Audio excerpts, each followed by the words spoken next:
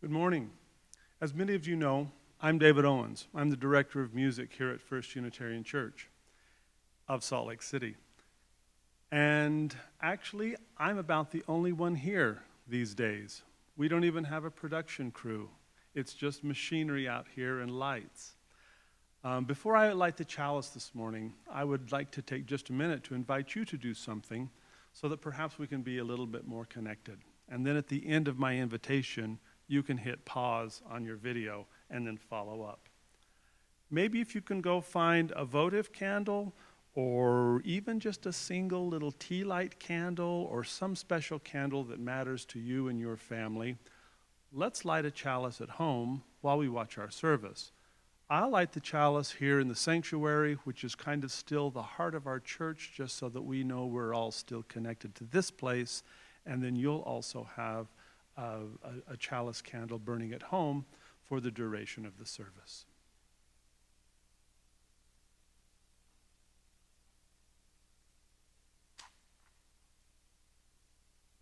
Symbol of light, symbol of knowledge, symbol of warmth, symbol of freedom.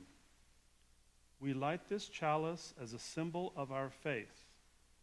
Here we gather to celebrate hope and the infinite possibility of love.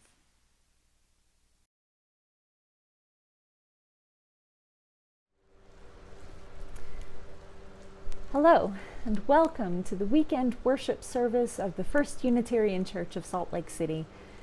It's a joy to be with you every week and to know that whomever you are, wherever you are, in this moment we can all be together in spirit to lift up what is holy to us and to celebrate our common vision for the world. If this is your first time joining us, you are our honored guest, and we're so glad that you're here. We encourage you to visit our website or social media channels to learn more about our church. Again, welcome. To open our service today, I bring you these words from our Unitarian ancestor, William Ellery Channing. The great end in religious instruction is not to stamp our minds upon the young, but to stir up their own. Not to make them see with our eyes, but to look inquiringly and steadily with their own. Not to give them a definite amount of knowledge, but to inspire a fervent love of truth. Not to form an outward regularity, but to touch inward springs. not to bind them by ineradicable prejudices to our particular sect or peculiar notions, but to prepare them for impartial, conscientious judging of whatever subjects may be offered to their decision. Not to burden the memory, but to quicken and strengthen the power of thought. Not to impose religion upon them in the form of arbitrary rules, but to awaken the conscience, the moral discernment. In a word, the great end is to awaken the soul, to excite and cherish spiritual life. Today's worship will be a break from the norm as we welcome the youth in our Coming of Age program who will be sharing their statements of faith with our congregation. I look forward to this service every year, maybe more than any other service, because I feel that this worship, perhaps more than any other, gives me a glimpse into the future of Unitarian Universalism. How is our faith holding up? Does our tradition provide a foundation upon which young people can build a faith that will sustain them in both hard times and joyous ones? This year's group is facing unusually hard times. They've been separated from their friends for weeks and are watching important milestones slip by unacknowledged. They're managing adult emotional situations and gradually saying goodbye to childhood, all at the same time, and having to do so while disconnected from the physical touchstones of community. Yet their resilience and optimism are astonishing. For the most part, I think the kids are all right. One common thread of wisdom that I've noticed as I've worked with these students this year is that they're all aware that their faith is always changing. In fact, it can be hard to pin it down sometimes. I think that's a wise observation for anyone in evaluating the state of their individual faith journeys. Right now, as we face these difficult times together, each one of us is discovering whether the faith we've cobbled together from our own experiences, from the wide streams of the world's faith traditions, and from what we've received from our ancestors is enough to carry us through great movements in history, such as the one we're living through now.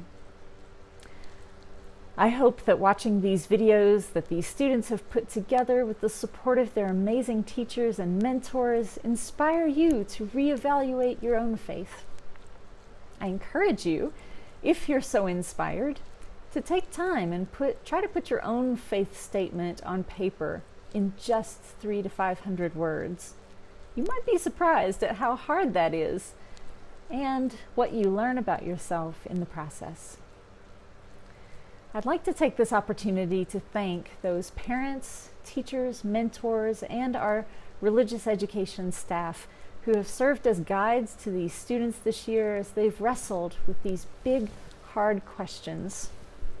You've encouraged them to turn and face themselves, to grow strong and courageous as they struggle to claim themselves as individuals and as adults in training, as people on a journey to become fully who they are.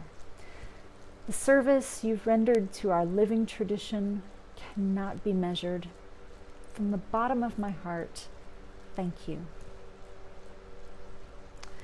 And now I invite you to join us in singing as our music director, David Owens, leads us in one of our most well-loved UU songs, Spirit of Life.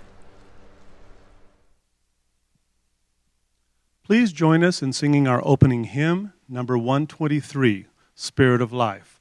I'll play it through once, and then we'll sing it through once.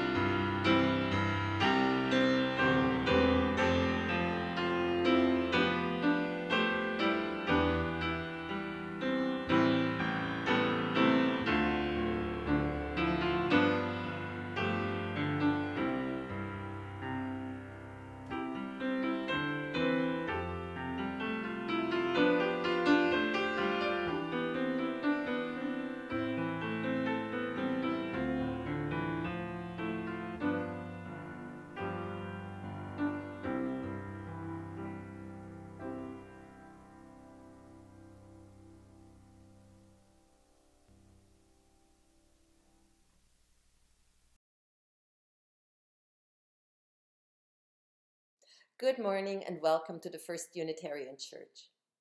You have chosen a special day to join us for worship service. Today, you will hear what the members of the Coming of Age group think, feel, and believe. My name is Karen Baumgartner, and for the last 2 years, I had the privilege to accompany our youth on their journey of exploration. Together, we have visited other faith groups, watched their worship practices, and discussed what each religion offered the individual. We have compared snack choices and scriptures and debated passionately whether electric guitars make worship better. We have finally arrived on the day when these young people get to speak about their own beliefs. It has been a pleasure to witness how earnestly this group grappled with issues such as who am I, who and what is my community, is there a God and where is she, why and how was earth created, what does the good life look like, and what do we owe each other as a community. Our weekly discussions were often loud and spirited, and more often than not, we needed a box of donuts to restore the peace. Sadly, the coronavirus has interrupted the work our youth have been doing in church every Sunday. Yet I'm deeply humbled by this group's resilience and dedication. They have finished their faith statements in a Zoom classroom with the help of their dedicated mentors and family members. Anybody who has spent any time on Zoom knows what kind of fortitude this requires. We are going through uncertain times right now, but I feel truly heartened and blessed to have spent time with these smart, passionate, creative, and eloquent young friends. Please enjoy their faith statements. Hi, this is Kristen Quinn. I have had the honor of being Maggie Kobel's mentor for the Coming of Age program at First Church this year. From the moment I first sat down with Maggie, I was struck by her positivity, her enthusiasm, and her genuine connection to our church. Maggie is one of those rare youth who is fully aware that she was born into a family who loved her, and aware that that was a privilege and something that gave her a unique perspective on life. And Maggie has taken that knowledge and applied it to all of her interactions that she has had with her peers, with her teachers, and with everyone she meets. Maggie feels like since she has been given this gift, it is part of her life's calling to return that back to her community. And I think when you see her talking, you're going to understand really how deep that commitment is to Maggie. I'm really honored to introduce you to Maggie. Hi, for those of you who don't know me, my name is Maggie Kobel, and I'm really excited to share my thoughts and experiences regarding my faith statement with you today. From the first time I walked into this church, from the last time I set foot in the community before quarantine, I felt like I belonged. Everyone was open and accepting of me. Of course, not everyone knows me, but that didn't make a difference. At this church, I continuously am greeted with smiles, my opinions are valued, and I'm able to develop connections with others. That hasn't always been the feeling I've had at other churches. From my experience, the first impression I get from a community helps form the rest of my experience there. The first impression from this church and my experiences thereafter have helped me learn and develop into the person I am today. This faith statement is going to be broken down into sections based on my credos, which are basic, smaller statements that I've chosen to live by. My first belief is that being different and valuing your differences makes a strong community. I definitely know that I'm unique. I'm weird and I like it that way. If we all acted the same way, there would be no diversity. One specific group that I have lots of experience with is my family. We're all unique and add to our own mini community. We might not always get along, but in the end, we're able to come back and realize that we all need each other. We are all quirky in our own ways, but all of our differences help us bond as a family. I have found that you learn from your family, together and separately. My family can help me to understand that everyone communicates differently and that that is okay.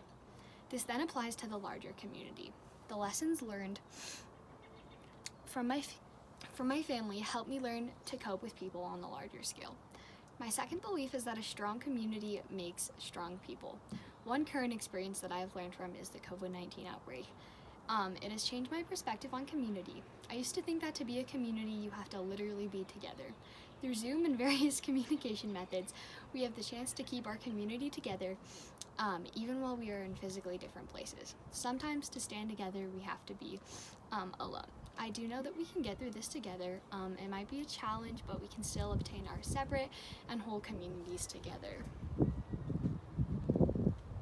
Sometimes we create habits like going to church, work, or school without even knowing the impact they have on our lives. This experience has pushed us to think outside of the box on how to stay together and give to others and our community during this time of separation in ways that we wouldn't normally think to. We have to get creative and be intentional with how we connect. Another one of my beliefs is that all people should show unconditional love toward others. Because I have and am still growing up with unconditional love, I know that people need to be treated the same way. My belief is that unconditional love is built on honesty. In my family, we're open about what we share with each other and don't keep many secrets. Even if the things shared are not what others want to hear, I know that I will always be loved. One common example of unconditional love is kindness. It encourages others to do, kindness also has a domino effect. When I do an act of kindness, it encourages others to do the same. Kindness might not seem like much, but it takes a lot more effort to be kind than negative. I see examples of kindness everywhere, even at church. It's as simple as holding the door for someone or using manners. When you do these things, it shows that you care about your community. Credo 4 is that love and family support is something everyone should cherish. I know that my family will always love and support me. This is something that a lot of people take for granted. If I take a moment to realize how influential this is, I appreciate it more. My family's support helps me to be more confident in decision making and improves my relationships with them. Not everyone has family support and love, but I know that I do and I'm grateful for it. This unconditional love might not always come from family, but sometimes I feel it from my friends and even close loved ones. These people take time to care for me, and I know that I should do the same for them. I know that in the coming of age class, we are encouraged to develop our beliefs about the role a higher power plays in our personal faith. I'm still learning and growing. I've yet to figure that out. I know that I've loved exploring and sharing my credos and beliefs through this class and with you today. During this time of hardship, remember to make time for your family and community. If we all contribute, our powerful community can make us stronger people. Pay back the unconditional love you receive. Value your differences. They are what bring us together. Thank you for your time, and I hope you have a great week. My name is Ian Mitchell, and I'm here to introduce you to Hannah. I met Hannah last year studying world religions in RE.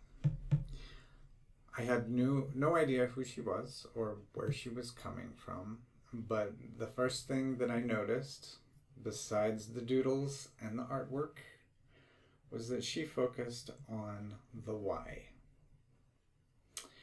As the year went by, I knew that she was a kindred spirit, and I enjoyed her perspective. Hannah is an artist and a deep thinker. She will stay with an idea and she'll explore and see where it takes her.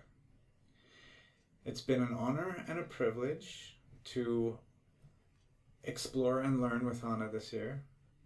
She has taught me a lot about myself, the world we live in, where it's going, and most importantly, to explore the why. I'm excited for all of you to meet Hannah and hear her coming of age faith statement. And so, without any more of my prattling on, here's Hannah. Hey everyone! As you can probably tell, as you're hearing this, you can also watch me make art. Speaking of which, art is a big part of this faith statement, and a big part of my life. To me, and other people, I'm sure, art is many things. It is a creative outlet, a way to vent, to express yourself. Art can be a spiritual experience for anyone. Though the thing about art is you kind of have to take a leap of faith sometimes, make that first brushstroke or a yellow line that's really, really bright. But leaps of faith are everywhere in life. They're almost impossible to avoid, It almost touches on the phrase carpe diem, or live life to the fullest, and doing so gives you something later on, like how in art, it's something that you can look back on and say, hey, I enjoyed that, or hey, I didn't know I could use a hairdryer to dry my paint, even if taking the time to find an electric outlet and set it up takes a lot longer than just letting it air dry. You learn something, and that's what both life and faith are about, right? We learn, we change, and we grow. In faith, sometimes you end up really happy with what you've got, and sometimes you want to change it up a little bit. The similarities are nearly endless between these things, since art has endless possibilities for creativity. And really possibilities for anything, in all honesty. But when creating art, create with good intent. Something that helps me remember this is the Wiccan threefold law, where whatever you put out into the world will come back to you 3 times, or threefold, hence the name. But when working with ideas like these that tend to kind of revolve around some sort of aspect of imagination and fantasy, it's really important to remember the part that logic and science have to play into it. For example, if you donate $15 to charity and believe in this Wiccan threefold law, please don't expect $45 to just rain on you out of the sky in a really artsy and pretty way. Please don't expect that to happen. That will not happen. In conclusion, my faith consists of concepts from all over the place, from so many different religions, from Wicca to Buddhism.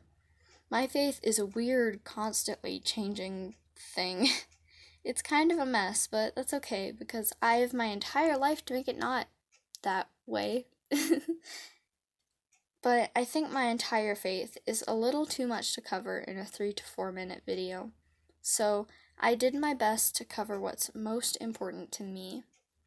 Anyways, I hope you all enjoyed watching me paint. I really like the way that this one turned out, even though I'm kind of an amateur painter. I haven't been painting very long, but I'll hopefully see you all soon.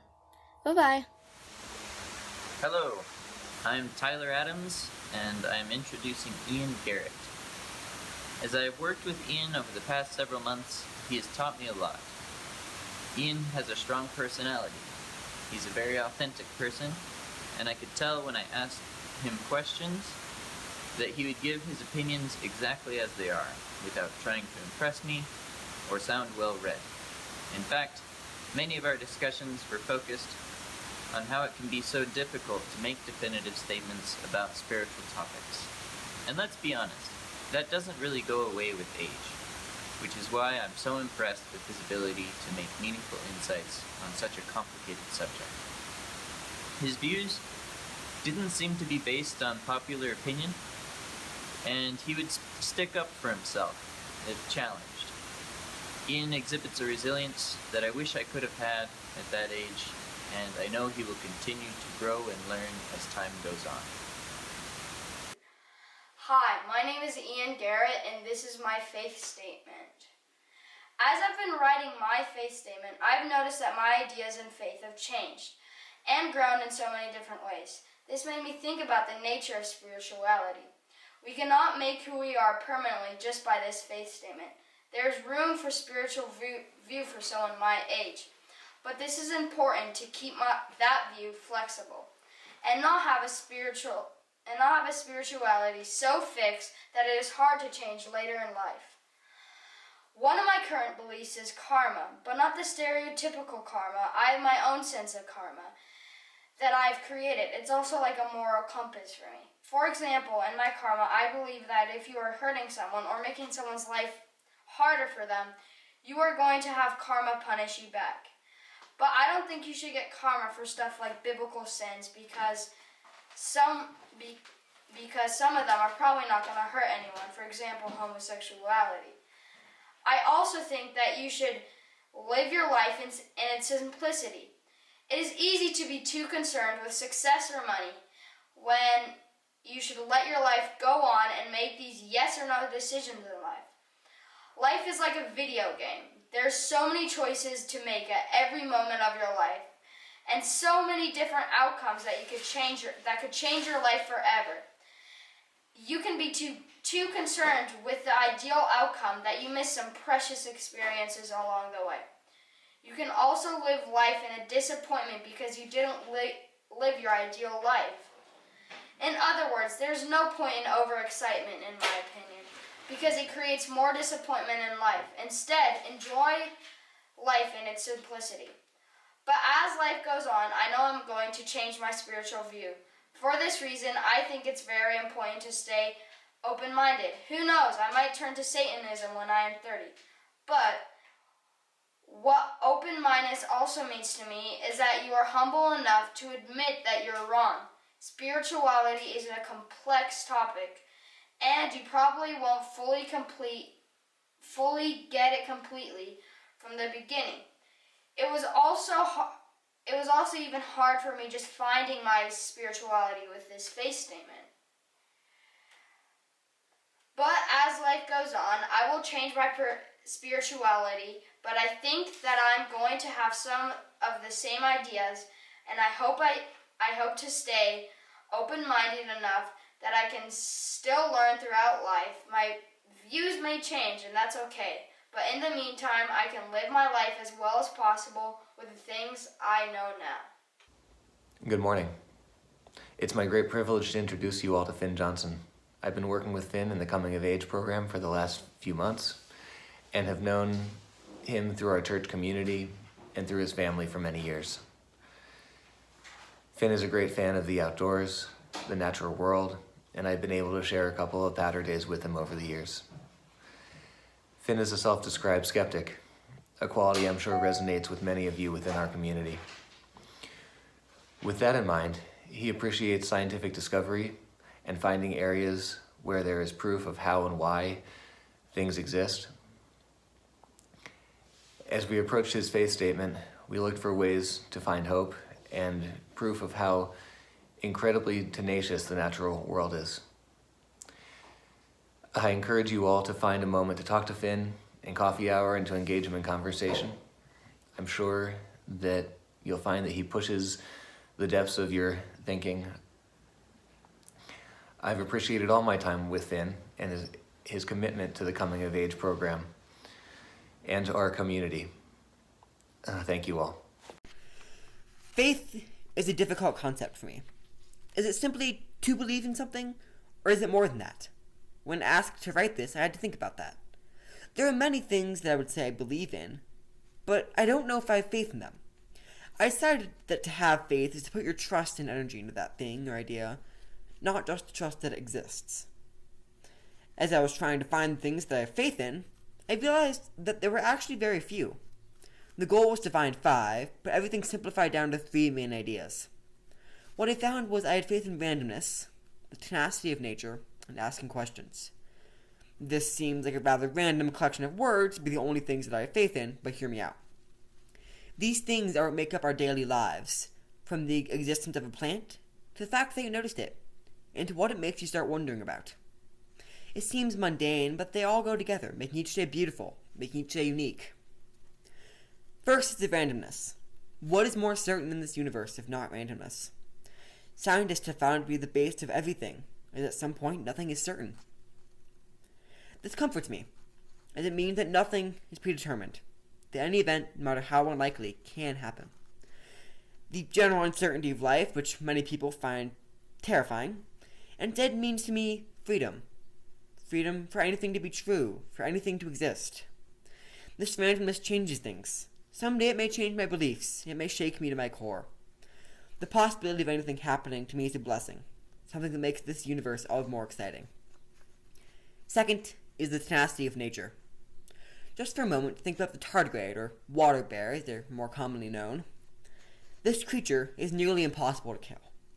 Groups of them have survived years without water, 100 times the dose of radiation a human can, and a group of them was even sent to space and survived. How could nature have created such an invincible creature if not for the need of something live? There's also a mouse, the yellow-rumped, leaf-eared mouse. This mouse was found at 22,110 feet above sea level, but has also been found living at sea level. This amazing show of survival is replicated all around the world through many different species, giving me a sense of awe with how stubborn life is, and that no matter how inhospitable the location, it will persist. The third and final idea that I found was that of asking questions. It is all too easy to go through your life without asking, without questioning anything. Sometimes you should do so if only to learn an interesting tidbit of information, but sometimes you should ask to uncover. Asking questions has revealed everything, from the most basic facts of science to dark conspiracies. Over the millennia, people have been punished for asking questions, either from religion, from the government, or even from the people closest to them. However, asking questions remains important, and someone must do it. Without questions, where would we be today? Questions provide the base for society, and it would be a mistake to stop now. If something were to tie these all together, it would be that they continue. Randomness won't stop soon, and I hope the same with nature and asking questions. At the core, I suppose you could say I believe in things continuing. Days going by, each different from the last, adding beauty and wonder and shock and joy and whatever you may feel into the tumultuous, unique whirlwind that is your life. Hello everyone, my name's Arturo Hernandez, and I'm here to introduce Avinash Joshi and to witness his faith statement. We've had some in-depth conversation about philosophy, theology, and belief systems, and how this can affect our daily lives. And I've come to learn that Avi is a very kind, thoughtful individual. Let me introduce him to you here now. Hi, my name is Avinash Joshi. Today, the world seems in trouble. We are stuck at home taking Zoom classes. I never see my friends anymore, but there are also good things happening. I now have more free time to go skateboarding and go out and have fun. A lot of people are scared and thinking about what comes next. In my mind, I'm thinking I'm free. I have been going to this church since I was very small. I still don't know the 7 principles, but the values that are important to me are kindness, community, and happiness. I want everybody to be safe and happy with nothing to worry about. Today, in this present time, I feel sad because communities are getting stretched and torn apart by the pandemic. No one feels safe because they don't know who is sick. They have to worry whether their friends and family are secure. The pandemic has made many people mean and selfish, but others have become great role models. On the one hand, people are buying a lot of toilet paper and hand sanitizer for themselves, and they're not thinking about others. But on the other, I'm thankful for doctors who are putting their lives on the line during this pandemic. My teachers have to teach twice as hard so that we can learn half as much. My favorite principle is the 6th, the goal of a world community with peace, liberty, and justice for all. My advice to you is to create a kind and loving community, even during this pandemic. You should try to get as much interaction with people you love. Call your friends. You don't have to talk about the pandemic. You should be talking about something that makes you happy or joyful. Another piece of advice is to find a hobby or something you can do yourself. For example, my parents go on walks and hikes. My mom loves to do puzzles in her free time to stay motivated. I like to go out skateboarding and shoot hoops in the backyard. The second principle asks us to have compassion in human relations. Now is a good time for being compassionate with each other. This is what I believe. Hello, my friends. This is Darlene Fain. Today I would like to introduce you to Evie LaFleur, whom I have had the privilege of mentoring for the past several months. I met Evie's parents, Joanne and Kendrick, a few years back when they had left the LDS Church and started attending our Unitarian service. I was impressed with them as a family then, and I still am. They have made a seismic shift in their lives while maintaining the integrity of the love they share as a family, and I know from experience that that is a very difficult thing to do. Now let me tell you a little bit about Evie. My goodness, she is so bright and creative beyond what I had ever imagined. When we first began meeting a few months ago, and Evie began telling me about her core beliefs, I was quite surprised at her knowledge of so many unique and interesting ideas that I knew very little about, especially mythology. Her friendliness, openness, and honesty about her beliefs in life are refreshing and life-affirming to me. She is brave and quite fearless in exploring new dimensions of living, and is also very deep in assessing and articulating her core values. I can honestly tell you that I have learned so much from working with Evie, and I look forward to watching her grow and develop as a young, vibrant, creative, intelligent young woman. Just listen carefully now to what she has to say. I believe that almost everything happens for a reason. I also think the Unitarian Church is an open religion, tying into any religion depending on what you believe. Church comes after religion. Religion is a set of beliefs and community, and church is a place to discuss and practice those beliefs. I appreciate the freedom and acceptance to be who I am. While I was a part of a different church, open discussion in class was discouraged, and when we asked a question they didn't like, they would never give us a straight answer.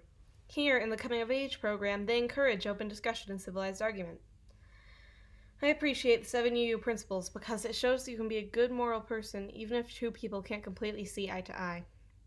And while religion isn't necessarily about gods, I believe in many gods from the Greek, Egyptian, and Norse pantheons, the most prominent in my life being the Greek, specifically Dionysus, the god of theater, pleasure, and wine, and sometimes considered the god of madness, who is prominent to me as I am an actor. Another god I worship is Athena, the goddess of wisdom and war. As a student, wisdom is very valuable to me. Everyone most likely knows of Aphrodite, the goddess of beauty and fertility, and her son Eros, the god of love. I believe that the only wrong opinion is the one that thinks yours is the only correct one. I believe it's important to treat others well because karma's a bitch. If I'd said that in the other church, I would be in so much trouble. And karma never happens faster than in Minecraft, and you push your friend off a cliff into lava, and then boom, suddenly a skeleton kills your horse and you're halfway across the map. But I digress. In reality, what goes around comes around, and in the end, whether you believe in hell or not, we can all agree that we don't want anyone to disrespect us. Therefore, I believe in the golden rule. I want you all to think in your head of 5 people whom you love. 1, 2, 3, 4, 5. Now, isn't it interesting how you didn't say yourself? I should be really following my own advice here, but we all need to start loving ourselves more.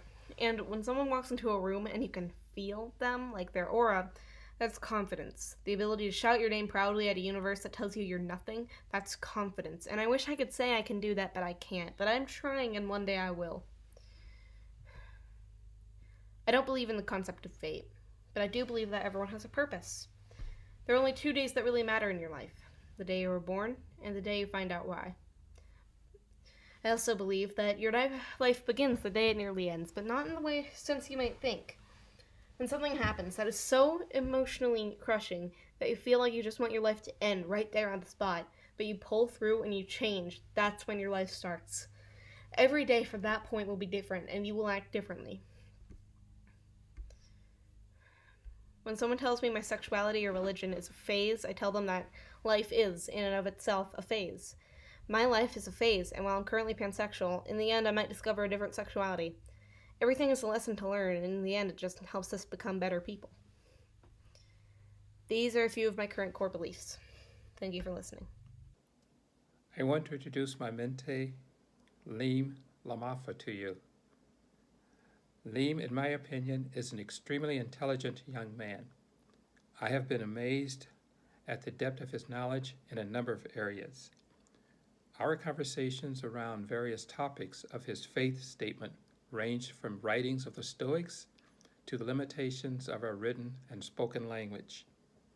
I asked Liam what he is currently interested in as a future career. He said international law. I believe he has the innate capability to succeed in whatever he feels he chooses. It was a real pleasure for me to interact with Liam. Here is Liam. I think our church is great. You know what? We have 7 guiding principles that help us find a path towards truth, and it's an individual path. But I don't think we always follow our own principles, especially numbers 3 and 4. These principles are all about how we should accept one another and allow each other a free and responsible search for truth and meaning. But what about Republicans? It's like our beliefs are the only valid ones, sometimes. But I don't think that's true. Some people think faith is about being right, but I have faith that there's not a single right answer. I see there are many types of morality, which is probably because of some experiences I have. But I draw the line at beliefs that are hateful or discriminatory. There are a lot of these beliefs that aim to suppress people. And I believe all people are equal, so that doesn't really work for me. I think each person's entitled to happiness, resources, and meaning. And it also applies to the collective. I think the total benefit to everybody and individuals is a measure of morality. Now, I'll admit that when I say individuals, I do mean humans. I have a hard time accepting that we have a duty to all life that's equal to our own species. People come first. I am open to other ideas, because there are, in fact, many types of morality. Now, when I've looked at these ideas, I've realized something. Whether people people are humans or all life forms, whether people are a Republican or a Democrat, libertarian or something else, all these ideas can be used. They can be useful. They don't need to be the same to help the world be better. We all have the obligation and the ability to assist the world.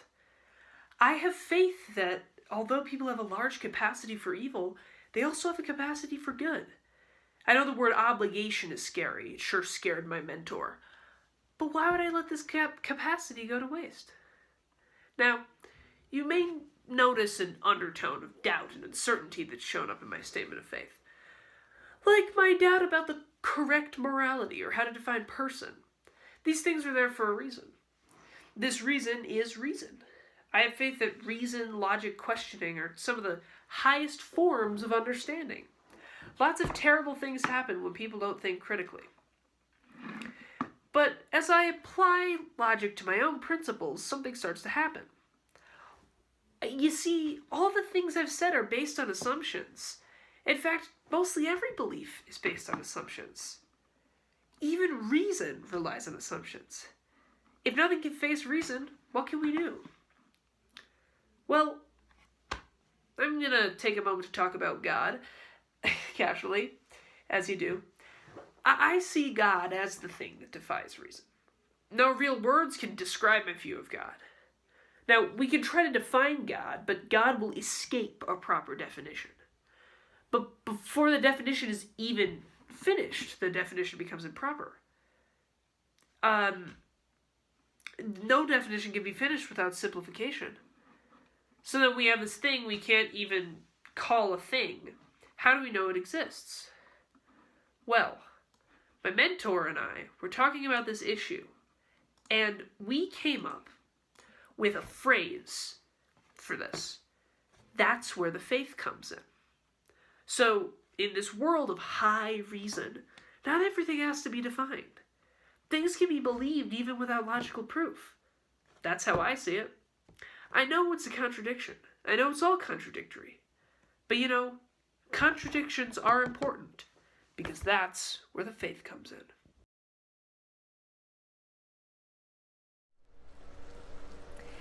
Let's take a quick break from hearing from our students to give you a couple of quick announcements about what's happening with our church. First, as you know, every year we hold an annual meeting in May to do the important business of our congregation, to act upon our fifth principle by democratically electing new officers of the church and voting on our church budget.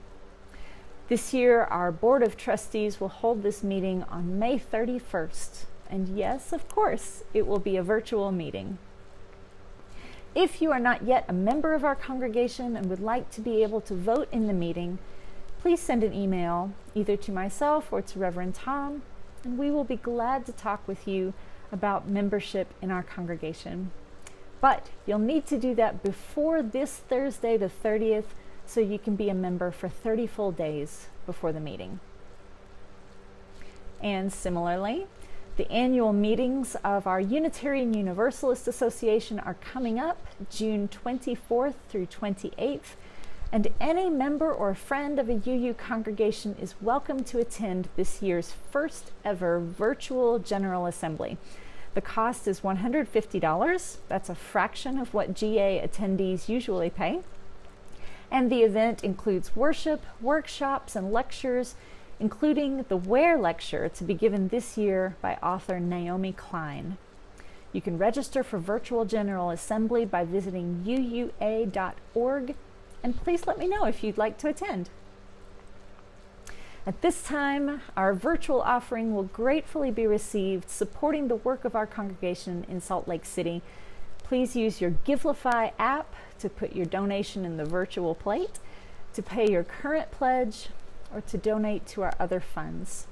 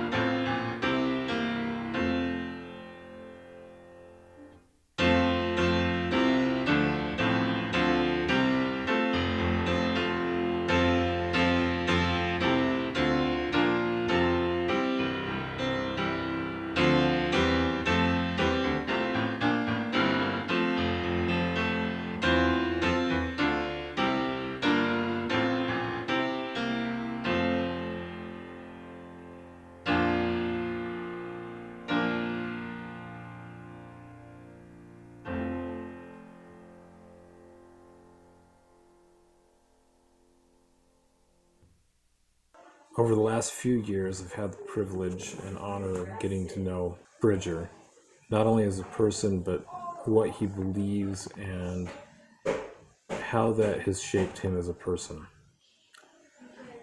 And it's an honor to introduce him today. My faith is a faith, but it's also a principle, a truth, a philosophy. It allows us to shape clay into a sculpture. It allows us to come up with a funny retort to a funny joke, something I always seem to fail at. It allows us to do so many things that's impossible to list all of the possible things you could use it for, as there are so many, yet so many of us take it as underwhelming, overrated, even dangerous. Yeah. If you haven't guessed what I'm talking about, then I'll stop torturing your curiosity. Aww. And tell you up and clear, I'm going to tell you that my faith, principle, truth, philosophy is the imagination. If you can think it, you can do it. The only limit is your imagination. Hero Mada by Hero 6. End quote. It's true, you know. I know some of you might be thinking that the imagination is not the only limit to the world. There are other limits. There are the laws of physics. Those are limits.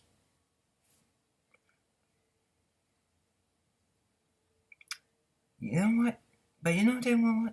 Just know what, what? I'm going to take those laws and toss them out the window, because I am taking no bullcrap from them as of right now, on this very day. No. Also, I'm talking about mental limitations, not physical. Some people must have thought that the very idea of a skyscraper was impossible and insane. Yet, every once in a while, those ideas, they're the best. Dreams are probably the most famous used form of imagination. When you're asleep, your body is. Your mind, however, is not. It just isn't. And while you might say the mind is a part of your body, that is where you'd be wrong. Wrong. The brain is a part of your body and often gets mixed up with your mind. You see why you may disagree. You see, the mind is actually the word people use to describe one's thoughts, feelings, emotions, aspirations, etc. It's true. The brain just provides your body and bodily functions, etc. with a finite power source. But without something to use the imagination on, we'd be non-existent. How do you think we plan? How do you think we tell stories?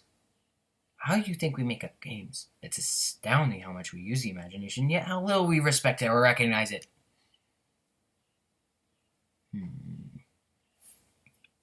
And then there's one thing the imagination doesn't control: nature. Nature is a separate entity from the imagination, and yet we treat it the same way we treat the imagination. Unfairly. I actually think we treat nature a lot worse than the imagination, but I'm not talking about that right now. Here's the question I want you to think about. If the very basis of our lives is controlled by imagination, then where would we be right now without imagination or nature right alongside it, or vice versa?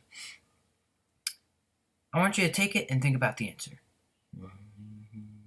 Have you thought about it yet? Well, if you didn't want to, then I'll just tell you that if we had imagination but no nature, we wouldn't be here right now. I leave this statement with this saying I came up with. Another example of the imagination. It's more like a slogan than anything. The imagination is the foundation of our world. Thank you for paying attention, not dozing off. Unless you, of course, you did. Bye. Hi, I'm Chris Lander. I'm here to introduce Xander Smith. I've known Xander since my own children played with him in the preschool classroom, and I couldn't be more excited or more proud to see how his faith has developed over the years. When my wife, Lissa, and I came to First Church nearly 10 years ago, we were blown away by the kids in the first youth service that we saw. It was amazing to see the quality of thought and conviction coming out of the religious education program, and it's what inspired us to get more involved in the community. It's been nearly a decade since that first service, and I'm so excited that I was asked to mentor Xander Smith as part of the Coming of Age program. Like many Unitarians, my first exposure to the church came through the Transcendentalist movement, particularly through the writings of Thoreau and Emerson and how they connected with our natural world.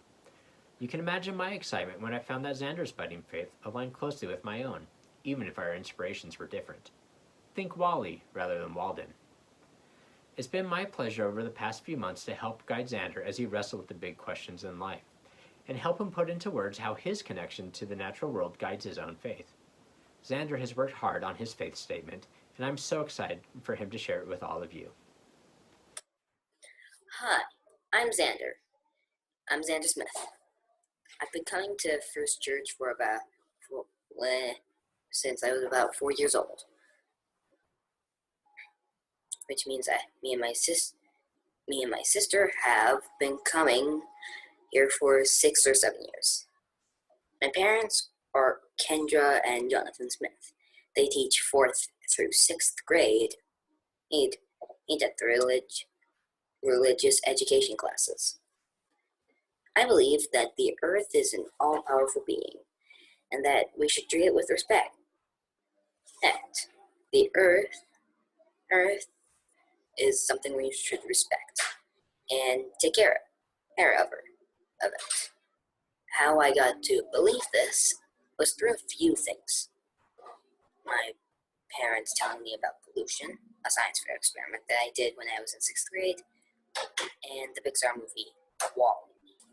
My parents told me about pollution, how it's made, mainly because I asked a question about why the air is so bad for people with asthma like me. Sometimes the air gets so bad that it can cause me to cough and start an asthma attack. It made me feel a little scared, and I want to have air that won't cause me harm. Most of the questions I was asking my parents were based on my 6th grade science experiment. My experiment was on how to stop pollution and determine what power sources are creating the most pollution, creating the worst air. We have so many ways to create power: nuclear, coal, and other fossil fuels, and renewable resources. Coal creates a lot of pollution, but they're using filters to help reduce the amount of smoke and that can get through. I'm glad they're trying to help. Let's talk about WALL-E. The movie comes out and explains what could happen if we build up too much waste on planet Earth. In the movie, all of our resources are consumed. It's basically another Mars, but it's covered in trash. I think we need to take care of the Earth because the events in WALL-E, so that the events in WALL-E can never happen. To take care of the Earth, I believe in recycling and throwing away trash only if it's trash. I never throw trash into the recycling because it can break down the recycling machines. On the recycling bin, you can always see reduce, reuse, recycle. So I also reduce. I use less. I use things until they're worn out. I use things like bottles at least 5 times before I recycle them. And that is my faith statement. Good morning. I'm Joan Gregory, mentor to Jonaki Spalding. It's been an honor and a privilege to get to know this smart, caring, free-thinking young woman. I have learned so much from her. I present to you Jonaki Spalding. Good day or good evening, whoever you are, wherever you are. Hopefully you're at home. I'm Jonaki, and I'm coming at you with my faith statement. Social distancing edition.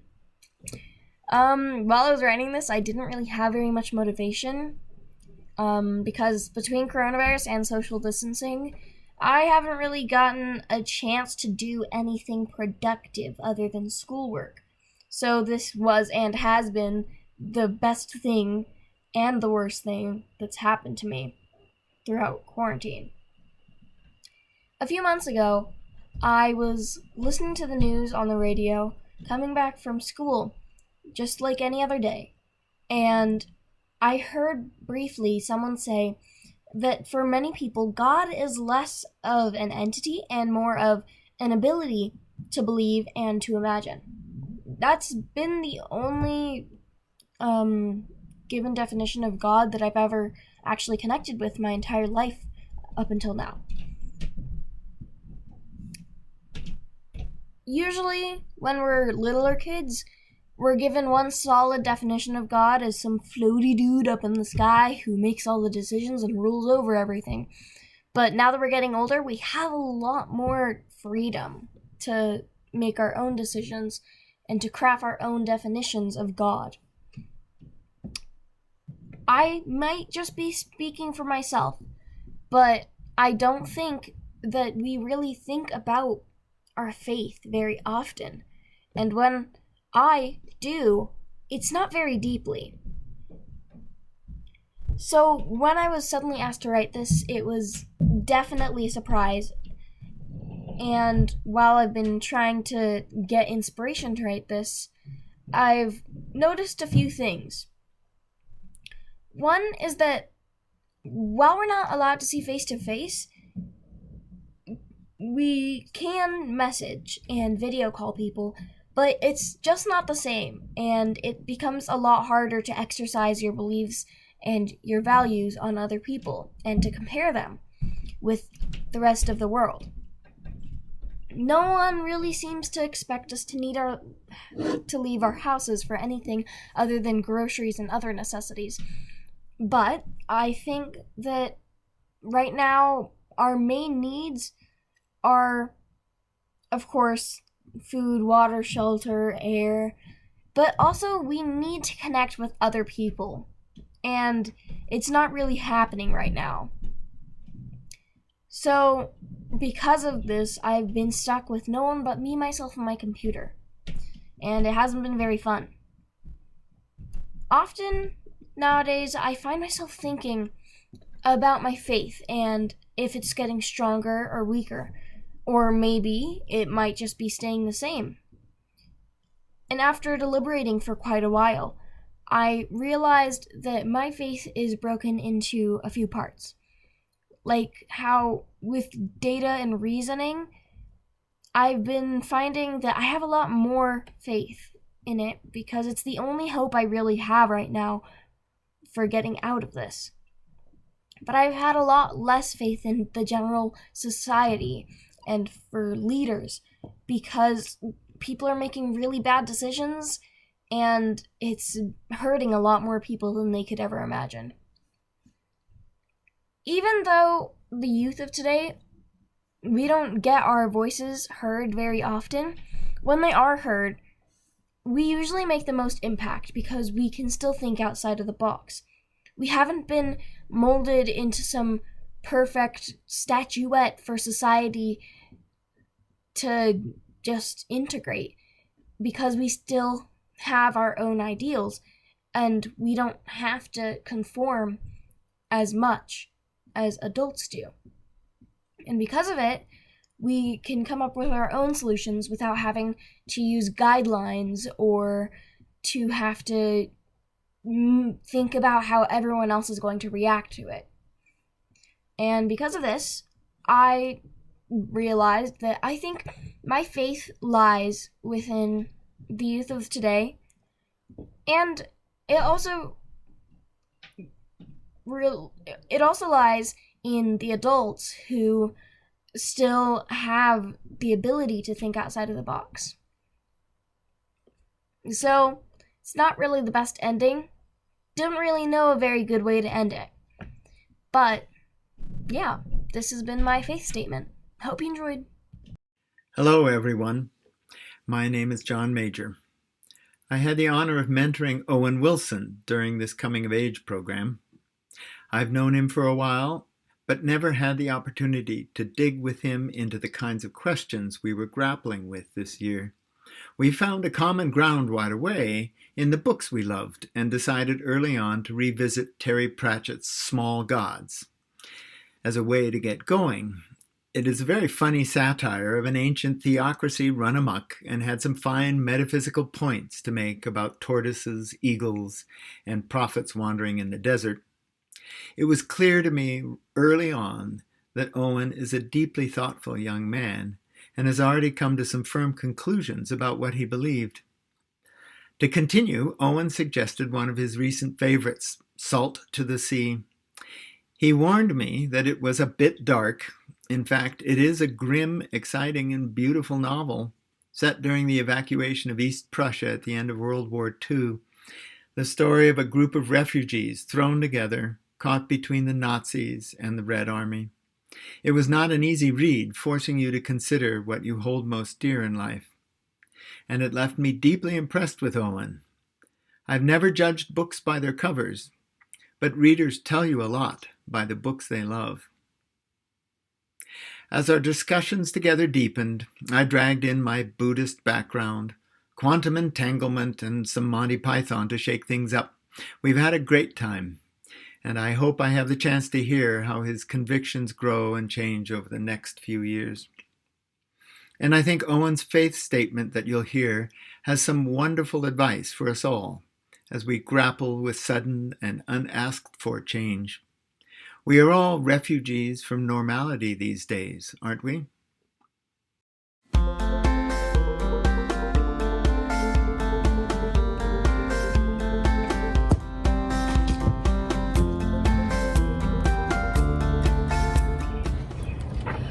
I believe in evolution. Things are here and we exist not by design, but by evolution. Life is complicated. I don't find comfort in thinking that there's a reason or design behind our existence.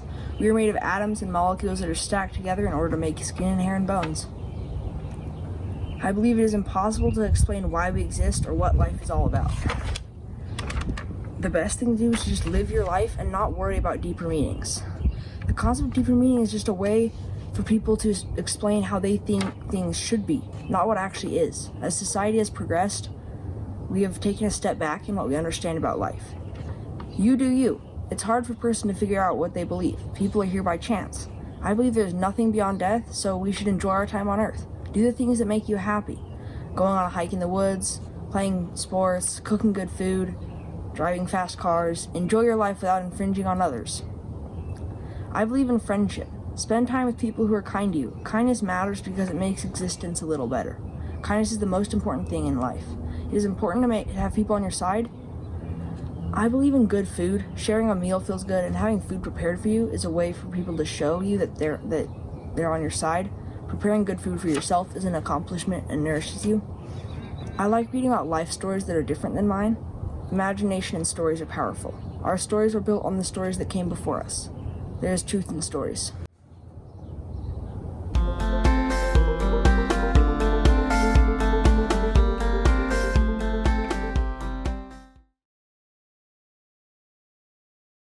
Thank you for joining in our worship service today.